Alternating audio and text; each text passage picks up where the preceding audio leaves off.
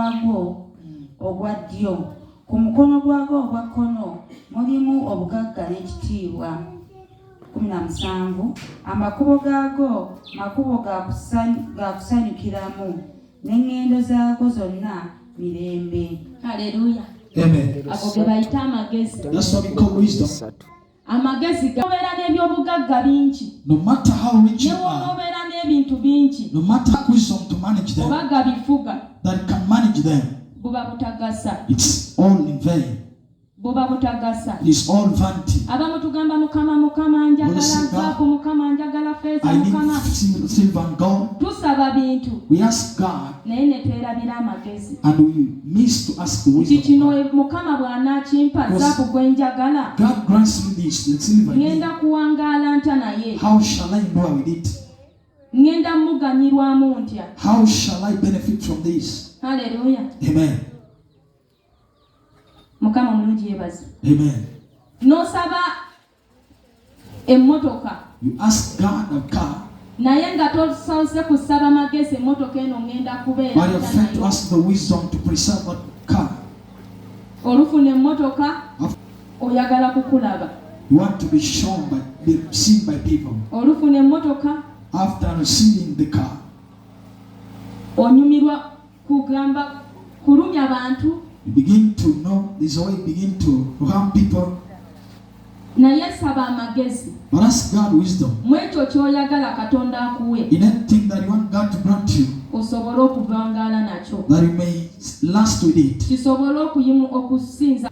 Bayibuli egambye nti okuwangaala kuli mu magezi. The Bible says long life is in the wisdom. Abantu abamu twetta n'okwetta Some people do commit suicide kubanga obusiru nga butudde mu ffe, because of being filled with the foolishness. ng'okutegeerwa kwaffe kunafuye, When the understanding has gone down, ne weereetera okufa. then you cause death on yourself.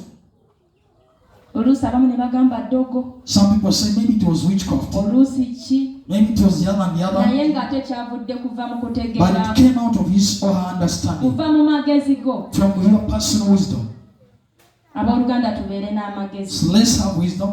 Mu mwaka guno ogw'okutambula ne Mukama, In this year, as we walk together Mukama with God, ng'ayagala okutukulembera, God wants to lead us. tulina okubeera n'amagezi. We must have wisdom. Otambudde otya ne Katonda? How to walk with God. Kama omulungi yebaze. Amen. Oyagala okutambula ne Mukama, Do you want to walk with God? naye n'ogamba leero Bible study. But he said today is the day of Bible study. Kanjira nkola bino Let me keep on doing this kubanga njagala ntuuke essaawa because I must reach there at around 11 5 p.m. sange ng'okusaba kuwedde, when people have already prayed. naye ng'ate oyagala kutambula ne Mukama. Yet you want to walk with God. Abooluganda tubeere n'amagezi. Let's have wisdom. Tegeera nti Katonda w'abeera mu buli kifo. The wisdom to understand God is everywhere. Amagezi agategeera nti Katonda w'oli naye akulyawo ku The wisdom to lusegere. understand that God is closest to us. Tolina yadde ekikutaayiza nti oba ndi kukola kino, There's nothing that has hindered you from naye doing something. amagezi go ne gakugamba But then your wisdom tells you, nti genda ng'okusaba kuwedde. go after prayers. Amagezi go ne gakugamba Then your wisdom tells you, nti nze nina kusaba lwa Sunday lwokka I must lwawedde. only fellowship or pray on Sunday. Mukama atuwa amagezi. May God grant us wisdom. Olw'ekumi lugambye nti ago gwe muti ogw'obulamu eri abo abagakwata, era alina omukisa buli muntu abeera nago. Mukama mulungi yebaze. Amen. Ogenda kubeera wa mukisa ng'olina You'll amagezi. be blessed if you have wisdom. Ogenda kubeera wa mukisa ng'okola You'll ebyamagezi. be blessed if you do wise things. Haleluya. Amen. Tugendeko mu Bassekabaka. We can run to Kings. Sooka nsomereko okuva It's Exodus. 31. Let's run to Exodus 31.